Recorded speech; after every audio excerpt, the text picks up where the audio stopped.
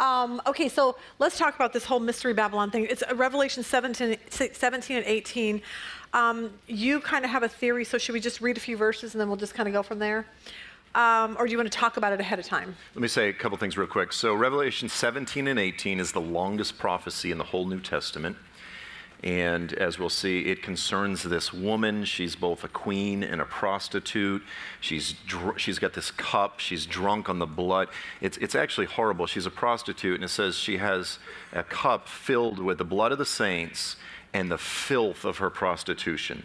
And she's getting the nations drunk on this. And, it's just this horrible, gruesome picture. You will never, ever hear a pastor preach on these chapters on Sunday morning. This is not, you're not going to get this in church. But yet here's the thing, because one, it's just strange. They don't know what to do with it. Here's the thing. It makes up a couple of the final chapters of the whole Bible. And ultimately, the angel comes along, and we'll talk about it in detail, and he explains that it is a geopolitical power that would have predominance in the earth in the last days. So it's actually very relevant. It's not just some weird prophecy. And I think if we're living in the last days, that it's something that we should talk about and that we should look at and try to get a grid on what is the Bible saying, because I think it actually is one of the more relevant issues of our day. So. The last session we were talking about, when I was talking to my sister and my brother-in-law, and she just said, Lisa, why has nobody ever told us this? Why is nobody teaching us these things? And she said, why won't pastors pick this up? Is it just too what? They don't like talking about prostitutes. No, it's just Sunday is like Sunday. Let's talk about how to be a better husband and a family. It's just. I will say this: the subject of the end times. There's a lot of goofiness that can be attached to it, right. And so I think some of the reaction against it is probably justified. But the thing of it is that when we don't teach on subjects that the Bible teaches on, then what happens? The crazies take it over. Mm-hmm. And we can't just let the fringe and the crazies take over subject and say, this is our purview. As responsible shepherds and teachers and pastors, we need to work through this information and help the church to understand it. So I'm saying this publicly, so just because I'm going to put Joel on the spot. Last night we talked about it, and I'm like, Joel, this is frustrating, Rob and I, because it's like we really want it to get into the churches. We need to teach this stuff. So I said, what if we did like an 8-week video where you guys could take the videos into your neighborhood and your families and teach this and have it to where from the beginning to the end, so we can get this message out there, because we have to know what's coming. And that picture up there was terrifying, of the square with, explain what that is. So in the center of the city of Mecca, which is, of course, the heart, the spiritual heart of Islam. Saudi Arabia? Saudi Arabia, yeah, on the west coast of Saudi Arabia, the south central west coast, is this thing called the Cube, in Arabic, Kaaba. And it's actually 60 feet tall, 60 feet wide, 60 feet, 60 by 60 by 60. And it was something that was built and sort of rebuilt over the years. When Muhammad came along, it was filled with idols. And then he purged it of 360 idols, and now it is only place to worship his God, known as Allah. And then interestingly, on the corner of it is embedded a meteorite. And it's sort of encased in silver, and they all go up and kiss it and touch it. And what's interesting is that this is a carryover of very ancient Middle Eastern paganism. A lot of the idols that you'll find of Diana and Artemis, the faces, the heads, are carved out of black meteorite. And there's even references in the book of Acts. Great is, some will say Diana, some will say Artemis. Great is Artemis, great is Diana in Ephesus, whose image fell from heaven, whose face, as part of the idol, was a meteorite. And so this is actually a carryover of ancient paganism. They all touch it and kiss it. And like I always said, but there's nobody there, like the guy on My Big Fat Greek Wedding, spraying it with Windex. Because then what happens is everyone goes to the Hajj, the pilgrimage, and then the flu spreads all over the world every year. It's like one of the biggest conduits of the flu. Because unlike the Catholic Church, who uses alcohol, which kills the germs. They don't have that anyway, side note. But for those that are germaphobes, that just adds to the horror. How many people go to that thing? That was a big It's the single most visited site in the world. It's the single most visited city in the world. Nothing. Well, Paris and London come close, but it is the single most visited spot in the whole world. And you have to think about this. 1.8 billion Muslims. You've got 7 point something billion people in the earth. 1.8 billion Muslims in the earth, 5 times a day bowing toward that Kaaba. It is the single greatest center of idolatry that mankind has ever even come close to producing. So that's an important sort of factor as we begin to talk about this. We got to get this message out, Joel. All right, verse 1 and 2. Then one of the 7 angels who had 7 bowls came and spoke with me, saying, "Come here, I will show you the judgment of the great harlot who sits on many waters, with whom the kings of the earth committed acts of immorality. Those who dwell on the earth were made drunk with the wine of her immorality." You just tell me when you want to stop. Okay, we'll go hit that. Immorality is fornication. It is, the angel explains a lot of this later, but it is it's a metaphor for worship, and it's false worship. Anyone who worships anyone other than the God, the one true God, their creator, the God of the Bible, is committing fornication, acts of immorality. So this woman, this great prostitute, this woman, great harlot, what is this? Calls her the great harlot, is someone who seduces the world into engaging in false worship systems. Okay. Verse, what are we at? 3 out there?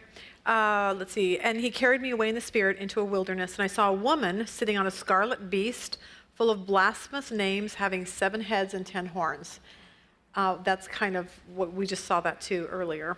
The woman was clothed in purple and scarlet and adorned with gold. I'm trying to keep, I can't read from here and there, so. Just go from here and then. But I need to keep changing it. What am I at 4? With gold and precious stones and pearls, having in her hand a gold cup full of abominations and the unclean things of her immorality.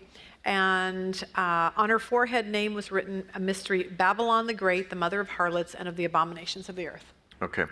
So first of all, the angel says, "Come, I'm going to show you this woman." And then I was taken away in the spirit into a wilderness. Now, the word there, wilderness, in the Greek is eramon, or eramos, which means desert.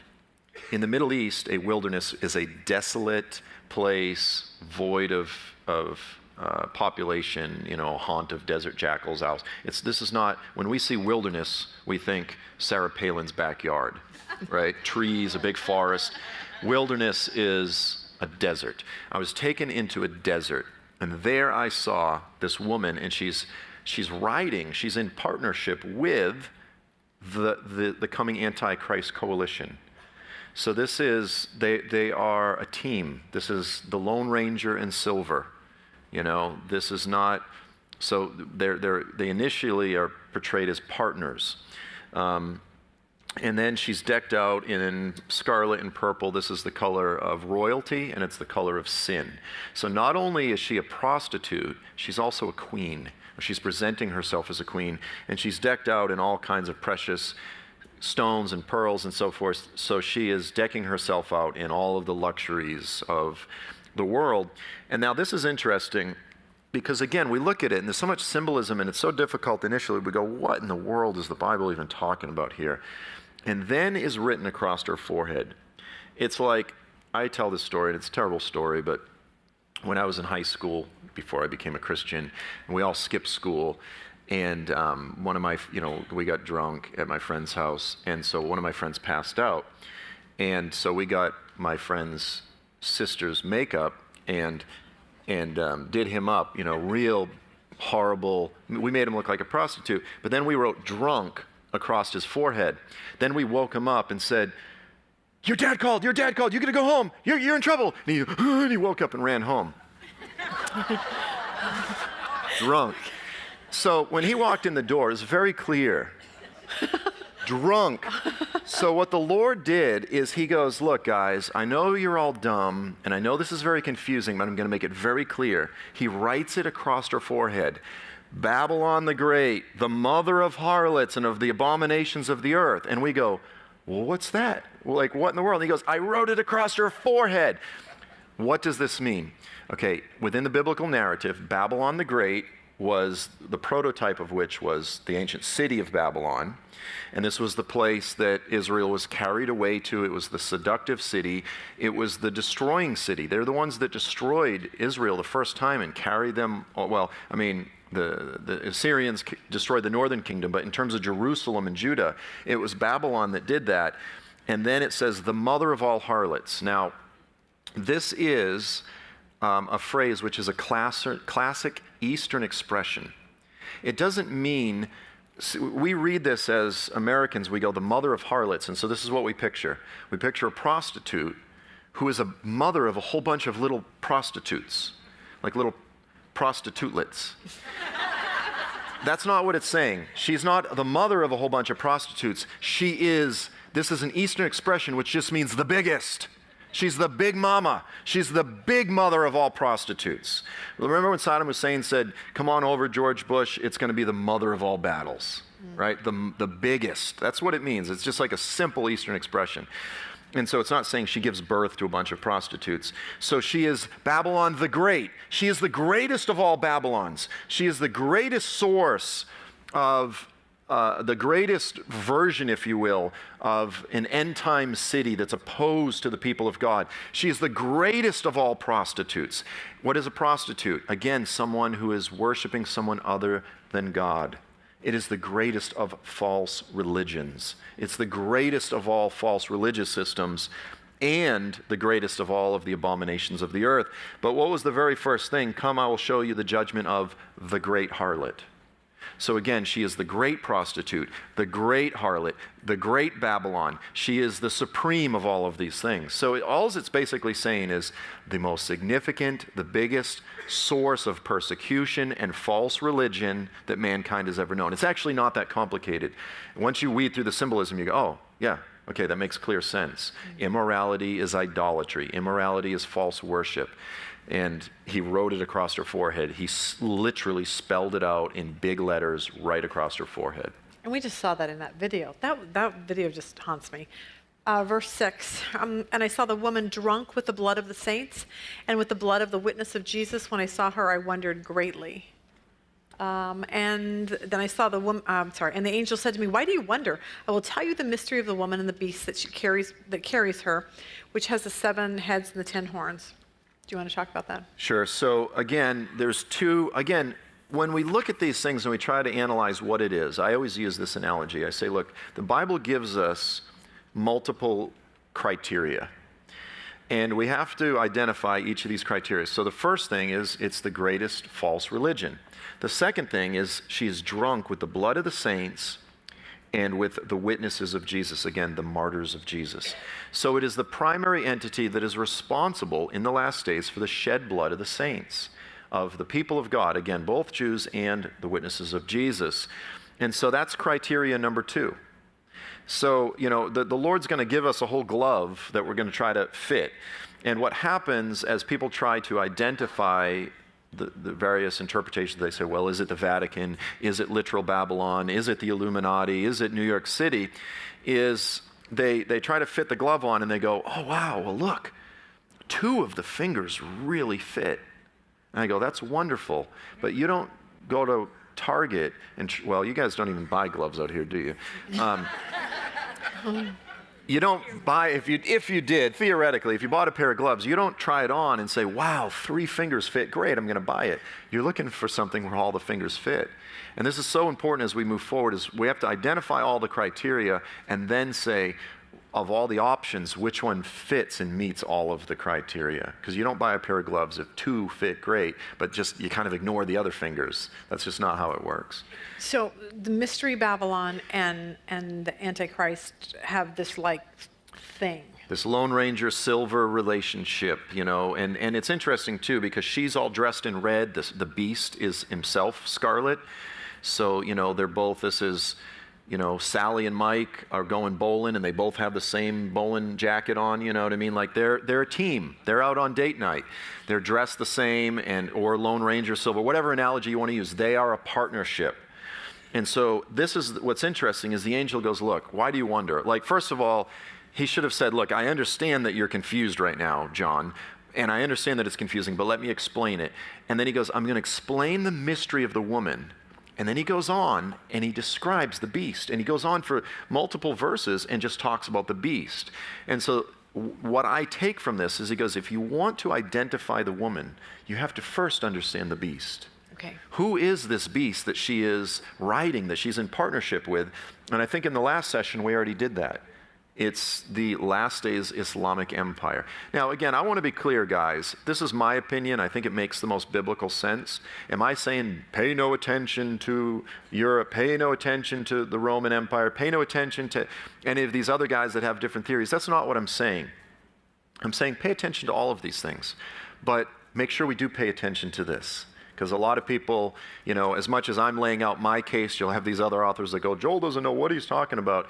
But it largely is, in my opinion, and Lisa touched on it at the beginning, is we have a lot of people, including teachers, that are very good students of their teachers.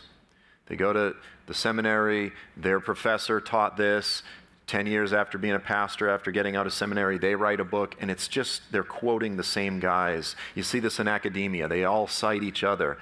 And I'm not poo-pooing any of it. I'm just saying I'm offering an alternative perspective, and I think it meets and aligns with the biblical descriptions, the biblical criteria, and it just so happens to align with what we see unfolding in the earth right now. Mm-hmm. And so I'm not saying pay no attention to any of this other stuff. I'm saying just pay attention to this also.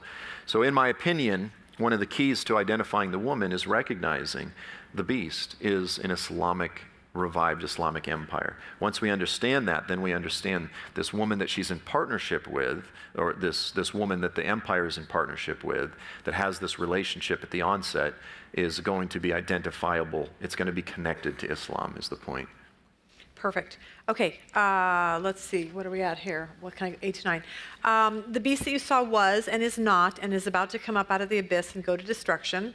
Those who dwell on the earth, whose names have not been written in the book of life from the foundation of the world, will wonder when they see the beast that he was and is not and will come.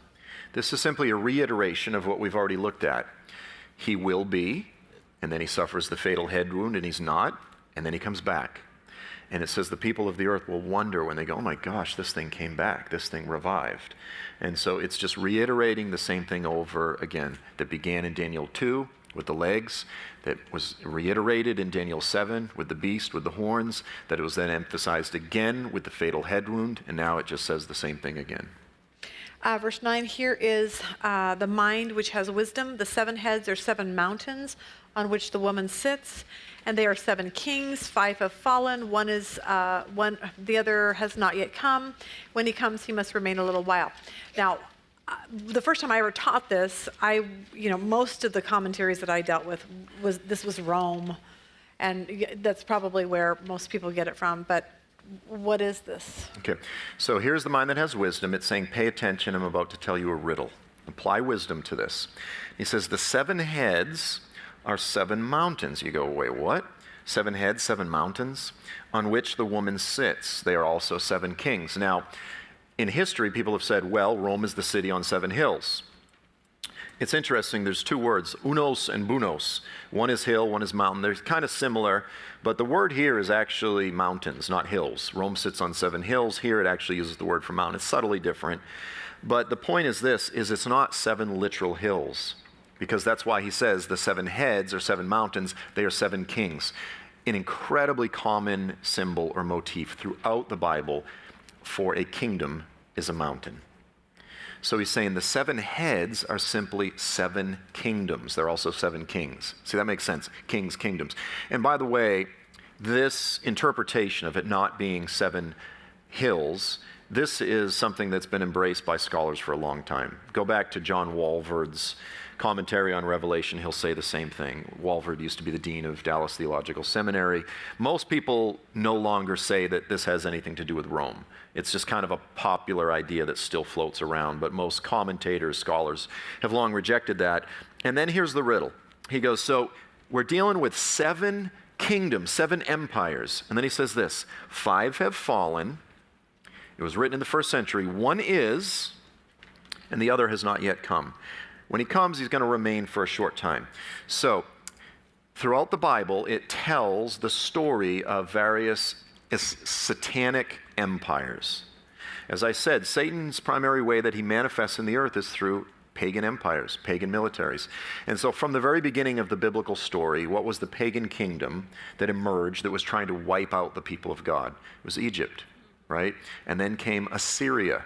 Then came Babylon. Then came Medo-Persia with Haman and all of this. Then came Greece, okay? Antiochus Epiphanes. 5 have been. The whole Bible, whole Testament is just the ebb and flow of these various pagan empires constantly trying to wipe out the Jewish people. And by the way, you have to understand, if you're Jewish, this is embroiled into your consciousness that throughout history, Satan has always stirred up somebody to try to wipe you out as a people. So again, Egypt, Assyria, Babylon, Medo-Persia, Greece, and then he says one is. In the first century, that was Rome, right? Rome was the pagan empire of John's day, and then he goes, but another one's coming. One yet is. And the one that came after that carries the flow of all the previous ones, that has all of the same descriptions and the same spirit, the anti-Yahwistic spirit. You know, they're opposed to Yahweh or Jehovah, that is anti-Semitic. It had that anti-Jewish, that hatred of the Jewish people, the anti-Zionism, the demonic lust to possess the land of God, and the anti-Christ spirit. It's Islam. Okay, now when it says he must remain for a little while, it's zeroing in on the Antichrist. Because consistently, whenever it talks about the Antichrist, it always defines his coming as a short time, a little while, just a brief period. In fact, just a few verses later, we'll see the beasts give their authority to him for 1 hour. That's an expression that just means for a little while. And so the woman she's present, she rules over all of these, she's a spirit that controls all of these pagan empires throughout history. But here's the thing, if you say that Rome is Mystery Babylon, the problem is Rome ends up becoming the 6th and the 7th. And then later we'll see that there's an 8th, which is there's that dual kind of thing again. Rome is the 6th, the 7th, and the 8th, and you just end up, it just doesn't work. So it works if you see that something did come after Rome. Rome, I'm a Protestant. I disagree with Roman Catholicism theologically on these various issues, but it's one thing to say, I disagree with you on soteriology, on your understanding of how one comes to be saved. I believe salvation by grace through faith alone. It's one thing to say that. It's another thing to say, you are the embodiment of Satan. You are the great whore. Yeah. It's kind of hard to have a conversation once that comes out, right? And so I think we need to have a proper perspective. Yes, Roman Catholicism, it has theological issues that I disagree with. It's another thing to say that Pope Francis and his crew are about to start beheading people all over the earth. I think that's kind of a jump. Yet you'll still get plenty of people that will say that. I think there's something else in the earth that does meet the criteria quite well. And it's not the United States, apparently. Okay, so now a lot of people have said it's at Rome, United States, and all of these things. So again, Rome, you can make them fit a couple of the fingers, but when it comes to this bloodthirsty woman that is guilty for shedding the blood of the saints, specifically in the last days, because you can look back and say, well, during the Reformation, Catholicism was guilty for a lot of shed blood, but that's not the context of what it's saying. It's saying in the last days. And Pope Francis and his crew don't meet that criteria. And there's a handful of other things there that the Rome just doesn't meet the criteria. Look, it says of the Antichrist spirit that he denies the Father. 1 John 2:22. He denies the Father, he denies the Son. Again, we can have all kinds of differences as Protestants. Maybe even have plenty of Catholics in the room, I don't know. But the point is this, Roman Catholicism, for anything that you might disagree with it on, has championed the doctrines of the Trinity, has championed the fatherhood of God and the sonship of Christ. You have to be honest. And Rome does not meet that criteria. It was very popular for many years to engage in antichrist pointing. No, you're the great harlot. No, you are. You're the whore. No, you're the system of the Antichrist. No, you are. And I think, honestly, look, we've got Catholics, Orthodox, Coptics, and Protestants in the Middle East. I go to the Middle East a lot. I go to Iraq. I was just in Saudi Arabia, and I can tell you that it is anyone who names the name of Jesus is being persecuted for the name of Jesus. And then we have these Americans that go, yeah, but the Catholics are the real problem. I go, they're being beheaded for the name of Jesus alongside with their Protestant. We need to have a proper perspective. It's Islam that's doing it. Okay, so I don't believe that Rome meets the criteria. The United States, people can say, oh, well, they spread corruption throughout the earth, you know. I go, okay, I can agree with that. But the United States is not a religion. It's not a false religious system. And for any shortcomings that we may have, we are still the greatest missionary sending force in the world. Amen. We still fund 80% of the global foreign missions comes from the United States. So for, you know, as opposed to being the primary entity that's responsible for the greatest form of false worship in the earth and the greatest entity responsible for the shed blood of the saints, we don't meet the criteria. We just don't. So that's a few of the reasons. We could talk about all kinds of other details as far as why they don't fit. Jerusalem is another one. People say, well, what about modern day Jerusalem? Again, it's not this great, luxurious power player that controls the kings of the earth with their wealth. It just simply doesn't. We just recently had this controversy in the United States with the Minnesota Congresswoman Ilhan Tamar from Somalia making anti-Semitic statements, and she tweeted on her Twitter account saying AIPAC, American Israel Political Action Committee, is responsible for all of the Jews controlling American politicians.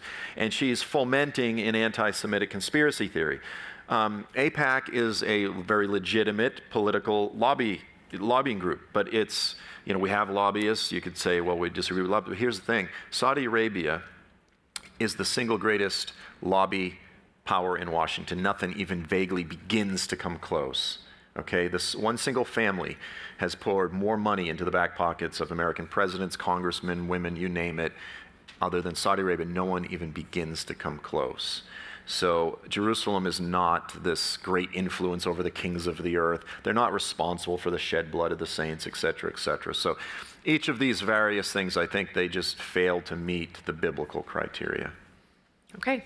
Verse 11, the beast which was and is not is himself also the eighth and is one of the seven, and he goes to destruction. So let's park there for a second. So again, now here it says, remember, this is the beast that was and is not and comes back. Okay, so the fatal head wound, it disappears for a while, and then it comes back, and now it's reiterating the same thing. It is also an eighth, and it's of the seven. You know, so here's all this riddle, but it's saying this is the one, it goes 5 have been, 5, 1 is Rome, and then another one is the 7th. And then it says this beast that dies and comes back is also an 8th. So yes, it's the 7th, but also it's an 8th. So here again, it's just reiterating the same thing. There is another kingdom that would come after Rome, and it would have 2 phases. It would have the historical phase, and then it would have the final phase. So the 8th is the final phase. The 8th correlates to the feet of iron and clay. The 7th correlates to the legs of iron. The 7th correlates to the beast of Daniel 7. The horns correlate to the 8th. 1 empire, 2 phases. So yes, it's the 7th. Yea, it's the 8th. Oh, I'm glad you're teaching this. Can you come back next week so I can finish this out and you can just teach the rest? And I'm doing Acts. Can you just come teach Acts for us? You should see when I go on a date with my wife. I'm like, honey, the beast, the horns. No, I'm just kidding. I don't talk about any of this stuff. Once I leave Phoenix, I turn it off. I asked him because I said, wow, what do your kids think? Like, are they terrified? Do you talk about it? You know, because my kids, they're just like, I just don't want Jesus to come back until I get married and have sex. So... yeah, I talk like that. And then they get married and they're like, come Lord Jesus. Oh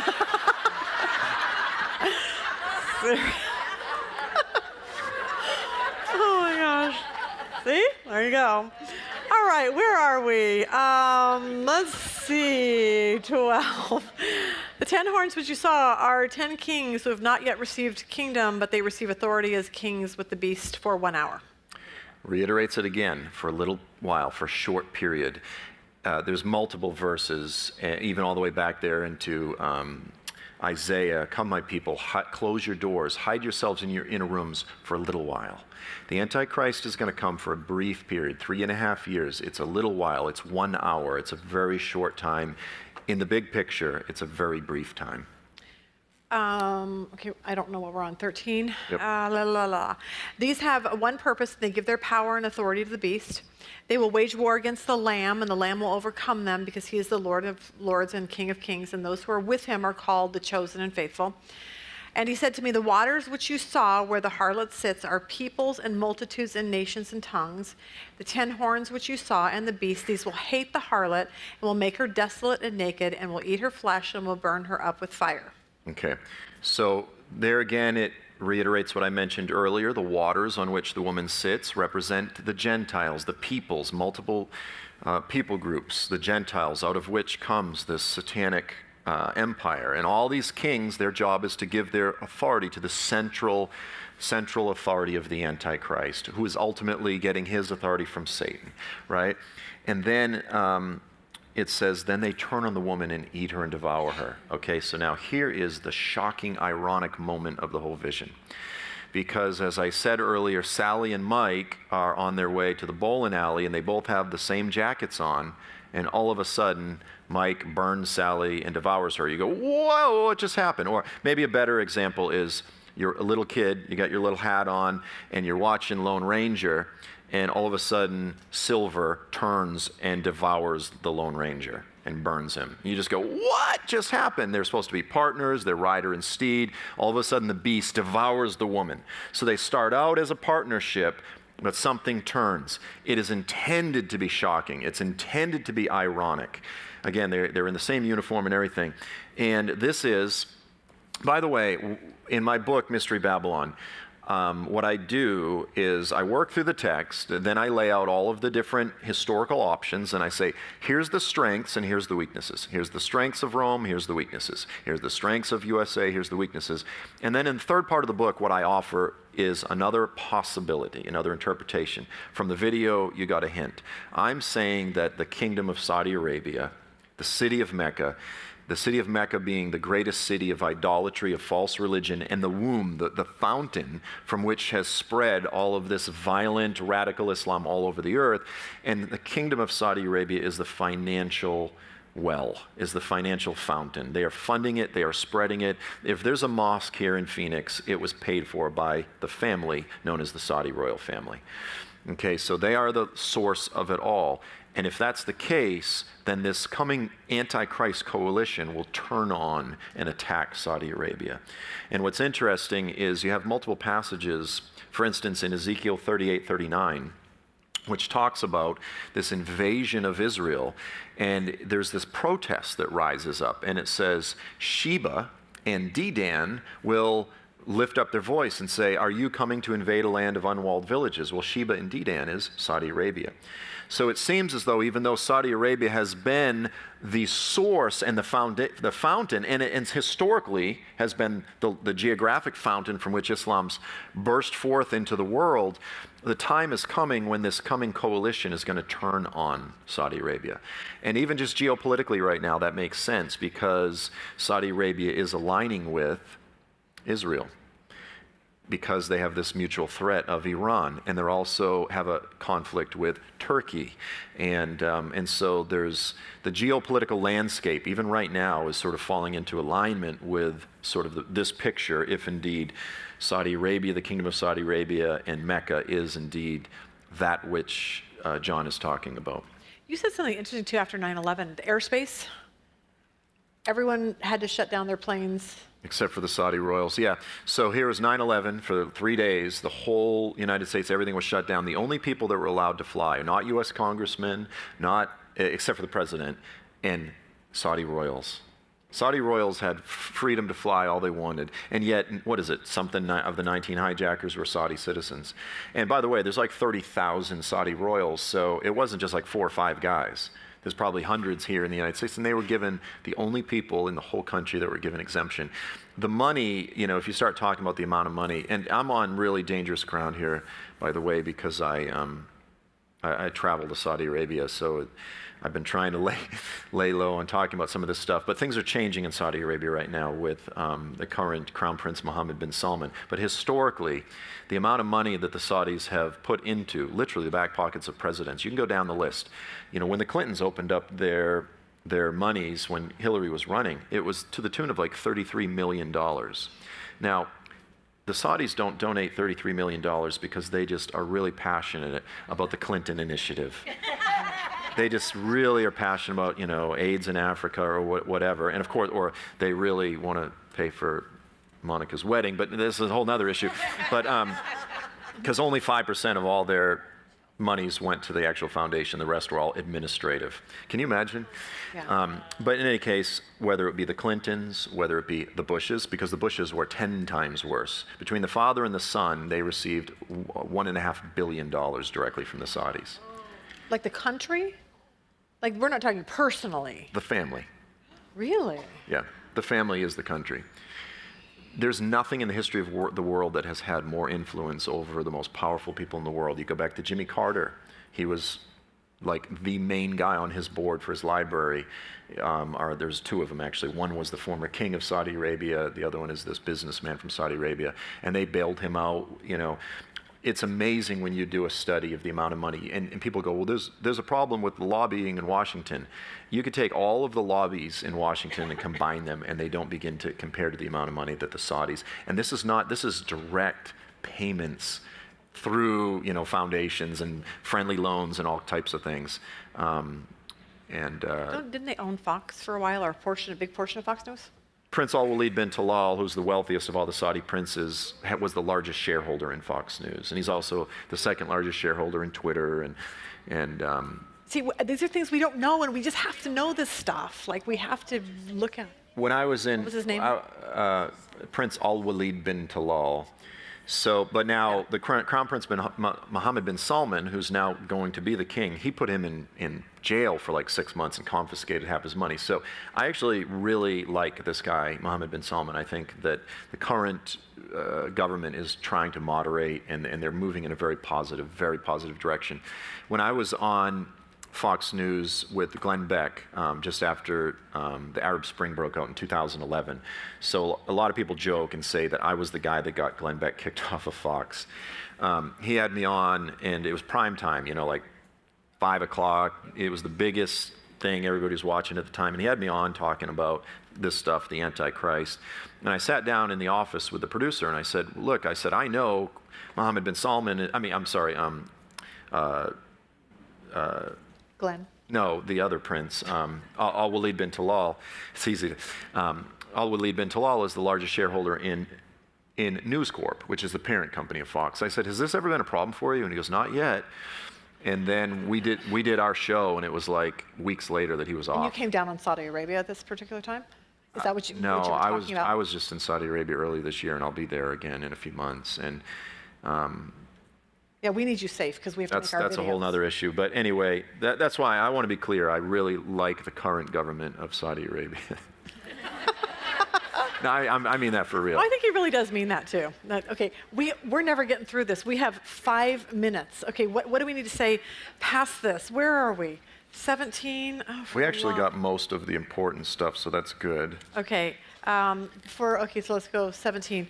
For God has put it in their hearts to execute his purpose by having a common purpose, by giving their kingdom to the beast until the words of God will be fulfilled. The woman who you saw is the great city, which reigns over the kings of the earth. And then we'll go into the next chapter, verse 1. Oh, maybe if I can actually do this right. Now we're on Revelation 18 really quick. After these things I saw another angel coming down from heaven, having great authority. The earth was illumined with his glory. He cried out with a mighty voice, saying, Fallen, fallen is Babylon the Great. She has become a dwelling place of demons and a prison of every unclean spirit, prison of every unclean and hateful bird. Just keep going. For all the nations have drunk of the wine of the passion of her immorality, and the kings of the earth have committed acts of immorality with her. The merchants of the earth have become rich by the wealth of her sensuality. The petrodollar has been one of the most influential forces in the earth over the past few generations, and it's caused people to commit fornication, if you will, with this geopolitical entity, and to even sell out their own countries and allow for the spread of this radical form of Islam all over the earth that we're seeing the results of right now. 9/11 is a result of that compromise. ISIS is a result of that compromise. Al-Qaeda, all of these have come out of this illicit relationship. Verse 4, I heard another voice from heaven saying, "Come out of her, my people, so that you will not participate in her sins and receive her plagues. For her sins have piled up as high as heaven, and God has remembered her iniquities. Pay her back as even she has paid, and give her back double according to her deeds, and the cup which she has mixed twice as much for her. To the degree that she glorified herself and lived sensuously, to the same degree given to give her torment and mourning. For she says in her heart, I sit as a queen, and I'm not a widow, and will never be see mourning." Other translations say, because she lived luxuriously, and the kings of the earth lived luxuriously with her. And, again, that lines up. Ultimately, she's judged by God. In payment for all that she's caused all over the earth, she will be judged. She will be wiped out forever. And it kind of goes on. She'll become a haunt of desert jackals and owls, a perpetual waste of smoke rising forever. And it's very important to say this is the main reason why Jerusalem, this could not be talking about Jerusalem, because a lot of people say, well, Jerusalem is going to be annihilated, and they'll point to some parallels in Revelation. Well, Jerusalem's called the great city, she's called the great city. I go, yeah, but that's where the similarities stop. They go, well, Jerusalem is responsible for the shed blood of a lot of the prophets. And I go, yeah, in history she was, but Jesus is going to come back and rule from Jerusalem. Jerusalem is called the city that the Lord has placed his name upon. How can you say this is the very place that God is going to rule the earth from, and also say it's going to be a perpetual smoking heap? That just doesn't work. All right, so the rest of it. Oh, we're almost done. Okay, we'll do that really fast. What are we on? 8? Oh my gosh. The merchants of the earth basically lament her loss, which emphasizes the fact that she is not simply an idolatrous entity, but she is an economic entity. That they lament the loss of their sales, of their income, their wares. Again, Saudi Arabia is a consumer nation. It produces two things: oil, up until now, radical Islam. And it exports those all over the world. Everything they do, they buy, they purchase. They don't manufacture cars, they buy everything. And so when this entity is destroyed, they're primarily lamenting their loss in revenue. And so these are the two primary things that we're looking at. Three things. False religion, responsible for the shed blood, responsible for the martyrdom of God's people, and a profound economic powerhouse. These three things together in the last days, and it's an ultimate final version of historical Babylon. It's an ultimate final version of historical Rome. In the first century, Rome was the Babylon of the first century, but in the last days, it's something else. And so Satan's headquarters, his stronghold, has migrated throughout history, but he's always migrated. He's always had a very clear geographic stronghold from which he spews out his deception, his lies, his influence all over the world. And if we're to say, what is that primary fountainhead today, then I think it seems we have a pretty good candidate, let's put it that way. I don't like to be dogmatic on this because something else could emerge, but at least right now, I think we have a pretty good candidate right in front of us. Okay. You can read the rest of the chapter on your own. How's that? And now we're going to take our 10-minute break. We're going to come back and talk about what is so cool, the 1,000-year reign of Jesus, because that's what this is all about. Revelation is all about and nobody's ready for it, and no one thinks it's exciting, and we're going to make it exciting. How's that?